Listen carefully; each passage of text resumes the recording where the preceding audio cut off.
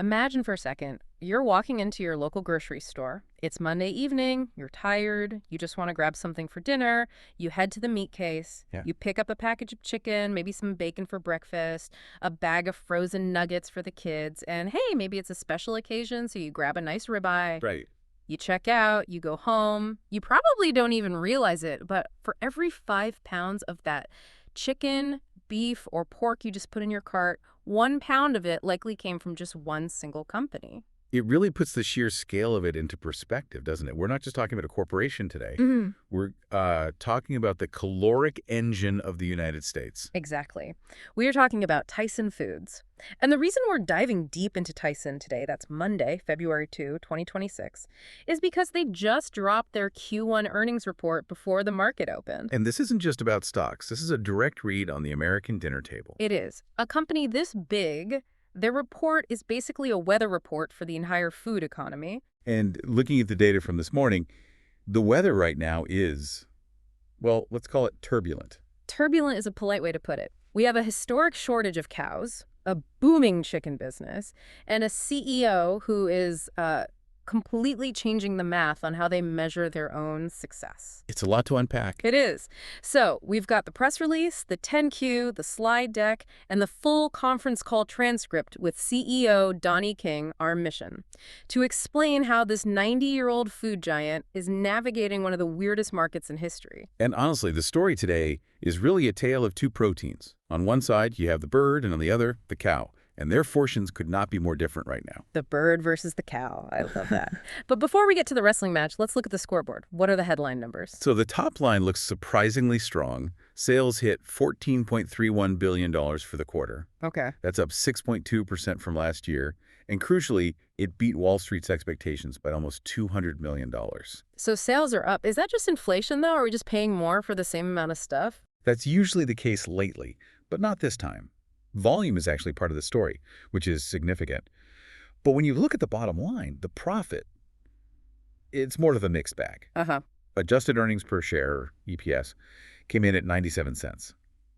That was the tiny miss analysts wanted 98, and it's down about 15% from last year. So sales up, but earnings down a bit. That usually means it's costing them more to make the food. Right? Precisely. Total segment operating income was $811 million, down 12%. And this is where we need to stop and really dig in. The way they report that income has fundamentally changed. This is that math change you mentioned. Right. Okay, let's unpack this. Because usually when I hear a CEO say, we're changing how we calculate profits, my skepticism radar just goes off. Of course. It feels like they're moving the goalposts. Is that what's happening here? It's a fair question, and healthy skepticism is good. But having gone through the explanation from CEO Donnie King, this seems less about hiding numbers and more about fixing, a psychological problem inside the company. A psychological problem in accounting. It sounds strange, but yeah. Previously, Tyson used adjusted operating income. Under that system, they'd take all their massive corporate expenses, headquarters, legal teams, HR, you name it. It's about $1 billion a year, right? About $1 billion a year. And they would allocate that cost down to the individual business units. So if I'm the guy running the chicken division, I'm getting a bill for the corporate lawyers before I've sold a single nugget. Exactly. Yeah. Donnie King used a really vivid example on the call. He said before this change, every business unit effectively started every single week about $20 million in the hole. Wow. Before they turned on a single machine. That is a heavy backpack to wear on a Monday morning. You walk in, turn on the lights, and you're already down $20 million. It's demoralizing. Yeah. And King's logic is that these corporate costs are fixed. The manager of a plant in Arkansas can't control what the legal department spends. They have no influence. Zero. So by taking those costs out of segment operating income, he's removing that barrier. Yeah. He wants his leaders focused only on what they can control: volume, yield, efficiency. Okay, that actually makes a lot of sense. It's about accountability. You can't blame corporate overhead anymore. Correct. It strips away the noise. So with this new, cleaner math, who's the MVP this quarter? Oh, without a shadow of a doubt, it is chicken. The bird is the word. It really is. The chicken segment's operating income hit $459 million. They're running a very healthy 10.9% margin. And in the grocery world, double-digit margins are fantastic. They are. But what's really fascinating here is the volume. Volume is up 3.6%. This is the 5th consecutive quarter of volume and sales gains for chicken. And I want to stress why that matters. For years, every food company's report was revenue is up because we raised prices, but Tyson is saying, no, we're actually selling more physical chicken. Exactly. And not just any chicken. They're selling the high-value stuff. Branded fresh chicken volume is up 10.7%. Wow. And branded frozens, think of your nuggets, your air fryer strips, that's up 12.2%. That is massive growth. Is it just because beef is too expensive, so everyone's just settling for chicken? That substitution effect is definitely real. When steak is $15 a pound, chicken looks great at $4. But Tyson is also just fixing their own house. A couple years ago, they were really struggling with their operations. They had major issues with hatchability. Hatchability. It sounds like a stat from a video game. Break that down for us. It's literally the biology of the business. It's the percentage of eggs that actually hatch into live chicks. If that number's low, you're wasting money before the bird is even born. And they had a problem there. A big one. They had the wrong male roosters in their breeding mix, and it hurt their numbers for a long time. That is wild. It really comes down to genetics. It does, and they fixed it. They've also improved livability, keeping the birds healthy. Yeah. So they're getting more meat for the same amount of effort. They dialed in the biology, and now they're reaping the rewards. And it seems like they're betting that this isn't temporary. I saw a stat in the report about 2030 that kind of blew my mind. Yeah, the USDA Economic Research Service prediction. They're forecasting that by 2030, 50% of all animal protein consumption in the U.S. will be chicken. Half of all the meat we eat. That's a huge cultural shift from being a beef and potatoes country. We're becoming a chicken and rice country. It's affordable, versatile, it's seen as healthier, and it's scalable. Tyson sees that demand coming, and they're positioning themselves to be the engine of it. Okay, so chicken is the growth engine. But there's another part of the business that's quietly crushing it, one that I think people overlook. Prepared foods. Yeah. This is the brand fortress. We're talking Jimmy Dean, Hillshire Farm, Wall Park. The breakfast sandwich empire. Essentially. And the data here is striking. In the consumer staples, world soap, cereal, toothpaste growth has been incredibly hard to find. But Tyson claims they're the only food company in the sector growing both volume and dollar share. Wait, the only one? The only one in food. They mentioned P&G is doing it, but P&G sells detergent. In the food aisle, Tyson stands alone right now. That is wild. So while other brands are shrinking, people are buying more Jimmy Dean. Why? You'd think people would trade down to the store brand, but there's this trade-in dynamic. You might not have the money to take the family out to a diner for breakfast anymore. That's a $60 or $70 bill. Easily. But you can afford a $12 box of premium Jimmy Dean croissant sandwiches. It feels like a treat, but it's vastly cheaper than dining out. It's the affordable luxury, the lipstick effect for breakfast meat. Exactly. And they're winning the perimeter of the store. Yeah. Hillshire Farm lunch meat, volume up 10.4%. Hillshire snacking those little grown-up Lunchables up 12.5%. I admit, I buy those. They're great. And financially, this segment is a stabilizer. Sales up 8.1%, income at $338 million. It helps them offset all the commodity volatility. And speaking of crazy commodity market, Yeah, we have to talk about the cow in the room. Or the lack of cows. the cow. This is the painful chapter of the report. While chicken and prepared foods are soaring, the beef segment is forecasting a loss of between $250 and $500 million for fiscal 2026. $500 million in losses.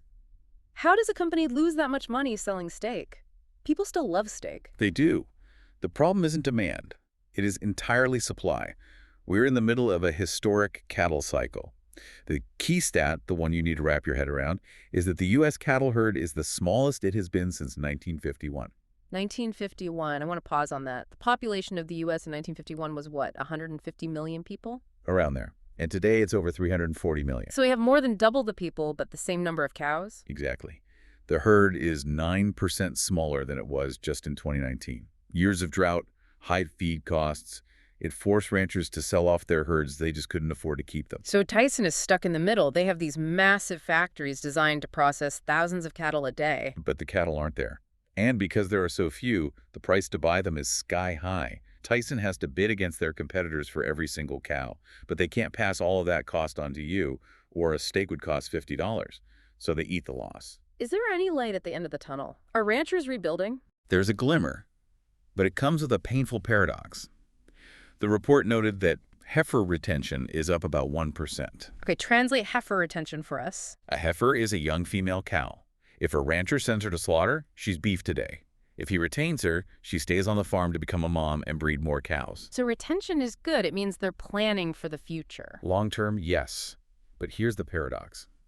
If you keep that cow to breed, she doesn't go to the slaughterhouse. So the decision to rebuild the herd makes the supply of beef even tighter right now. Oh, I see. It gets worse before it gets better. And biology is slow. Yeah. We're looking at 2028 or 2029 before the supply really comes back in a meaningful way. That explains the drastic moves they made in January. Closing the facility in Nebraska, cutting a shift in Texas. Those were hard decisions, real jobs disappearing. But from a cold business perspective, it's about right-sizing. You cannot afford to run a massive plant at 60% capacity. The overhead just eats you alive. Shrinking to survive. Okay, so we've got the bird, the brand, and the cow. What about pork? It usually feels like the middle child. Pork is the steady middle child here. It's performing well. Income of $111 million, margins are up. The supply of hogs is described as adequate and plentiful. Adequate and plentiful. You love to hear those words if you're a supply chain manager. It is a stable environment, Okay. but there's a hidden synergy here that's really brilliant. What's that? We talked about how well Jimmy Dean and Hillshire Farm are doing, right? Right. Well, where does the meat for those sausages and lunch meats come from? It comes from Tyson's own pork division. They use their own pork bellies for bacon, their own ham for lunch meat. Ah, vertical integration. Exactly. They control the cost and quality of the raw materials for their high-margin branded products. It's a superpower. That makes a lot of sense. So let's zoom out. Beef is bleeding hundreds of millions of dollars. Is Tyson in trouble? Are they running out of cash? Surprisingly, no. In fact, they claim to be financially healthier than a year ago. How does that math work? Discipline. Over the last 12 months, they've prioritized paying down debt. They reduced their gross debt by $1.4 billion. Their net leverage is down to a very healthy 2.0x. So they're not overextended. Not at all. And free cash flow was strong at around $700 million for the quarter. This is why investors might look past the beef losses. They have the war chest to survive this. Now, before we wrap, I want to touch on something Donnie King mentioned near the end of the call. He started talking about wellness and the government. He did. He called the new U.S. dietary guidelines a historic validation. The current administration's guidelines explicitly advocate for animal protein as a pillar of a healthy lifestyle. It feels like a shift, doesn't it? For a few years, the narrative was so focused on plant-based alternatives. It was. And Tyson is leaning hard into this. But they're doing it with a modern twist. They highlighted that they're removing petroleum-based synthetic dyes and high-fructose corn syrup from their branded products. So no more red dye number 40 in the pepperoni. Exactly. It's the clean label trend. Mm-hmm. They're saying the government says you need protein, and we're making sure our protein is free of the weird chemicals you're worried about. It builds trust. So let's bring this all back together. What's the big picture here for the person listening right now? I think the big takeaway is that we are looking at a structural shift in the American diet, driven by economics and biology. Chicken is stepping up as the affordable, available protein hero. Beef is in a historic supply crisis that isn't going away soon. So when you're shopping this weekend, expect chicken prices to stay reasonable, but that steak, it's going to stay expensive. And that leads to a provocative thought I've been mulling over. Okay, hit me with it. We keep coming back to that 1951 statistic. The cattle herd is the smallest it's been in 75 years, but the population is more than doubled. And we have that prediction that chicken will be 50% of our diet by 2030. Are we witnessing the permanent transition of beef from a daily staple to a luxury good? Think about lobster. In the 1800s, it was so plentiful it was served to prisoners. It was poor man's food. Now it's a luxury you buy for anniversaries. Wow. You think a ribeye steak could become the new lobster? If the biology limits the supply and the population keeps growing, the math suggests it's possible. The days of the everyday cheap steak dinner might be ending. We might be entering an era where beef is a special occasion food, and the high-quality, scientifically optimized chicken nugget is the daily fuel. That is something to chew on. The dinner plate of 2030 might look very different. Tyson is betting the farm literally on the bird, and the numbers say they're right. Always follow the volume. Absolutely. Thank you for that breakdown. This has been a fascinating look into the global food chain. Always a pleasure. It's amazing what you can learn from a 10Q. Keep learning, keep curious, and we will see you on the next deep dive.